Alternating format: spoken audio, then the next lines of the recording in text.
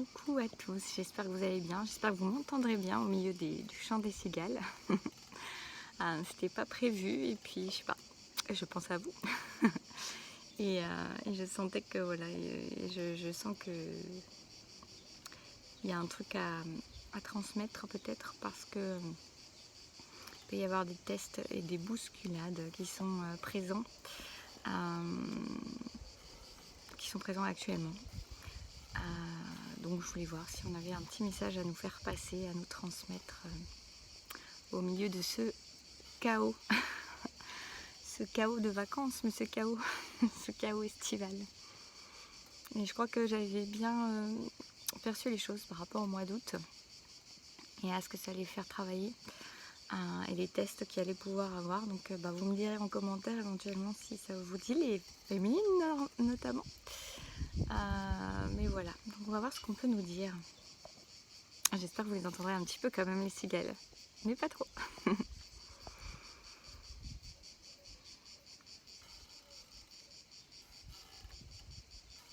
Alors on me dit qu'en fait on nous fait passer par un sas. On te fait passer, je vais vous le transmettre comme je le reçois. On te fait passer par un sas. Un sas de décompression. En fait pour mieux transiter et te débarrasser de ce qui n'est plus disponible dans ta vie. Pour pouvoir en fait passer à l'étape supérieure, on me dit. Et ça passe par ce sas de décompression, de compréhension, de libération, de tout ce qui n'a plus à être dans ton existence. Ce sas dans lequel tu es peut-être très inconfortable parce que c'est comme s'il y avait une transition et comme s'il pouvait y avoir une pression intérieure.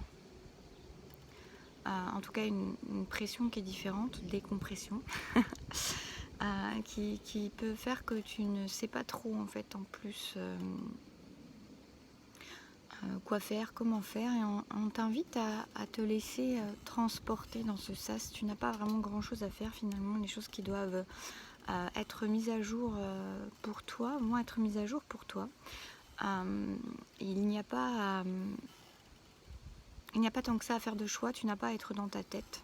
En fait, ce qui doit remonter à la surface dans ce sas de décompression, dans cette période de sas, va remonter à toi, va venir à toi.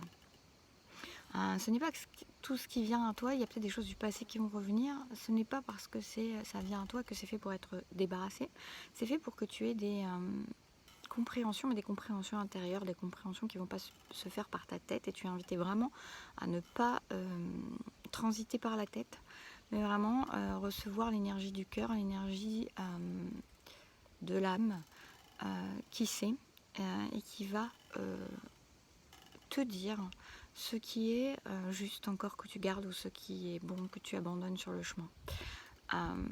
Tu vas le savoir au fond de toi.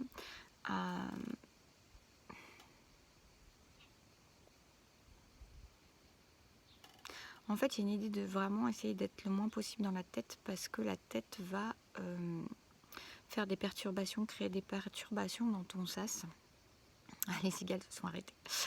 Vont créer des perturbations et ça va te déranger dans ton discernement et dans ta façon de pouvoir savoir qu'est-ce que tu gardes, qu'est-ce que tu abandonnes.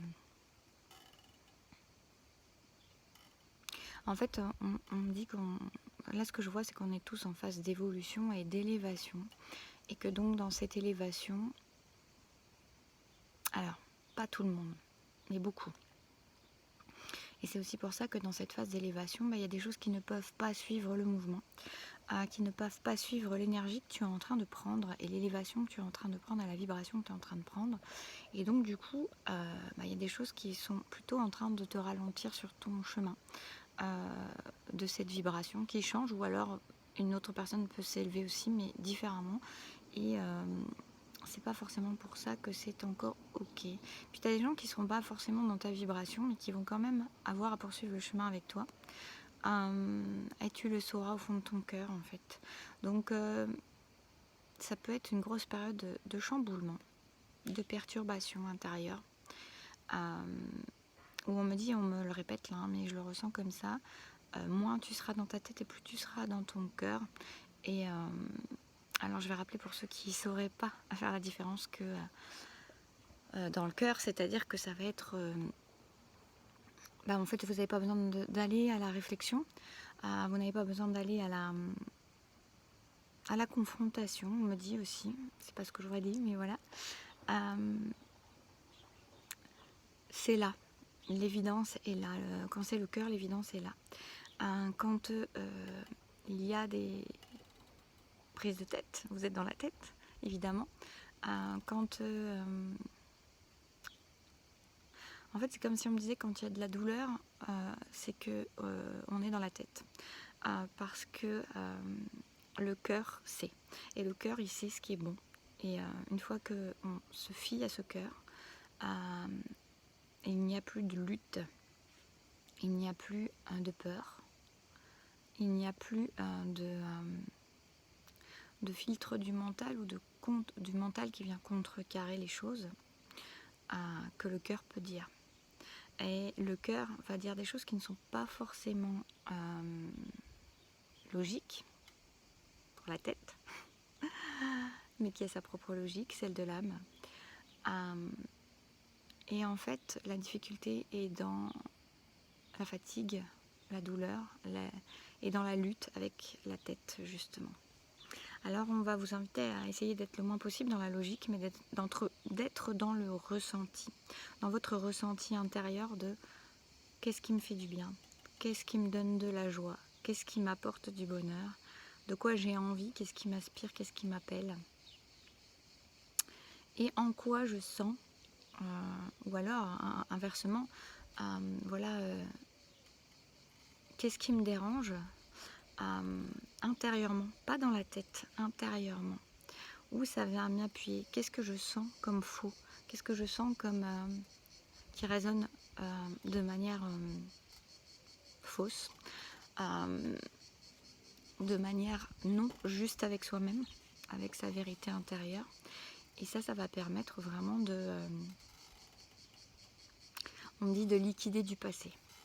c'est vraiment...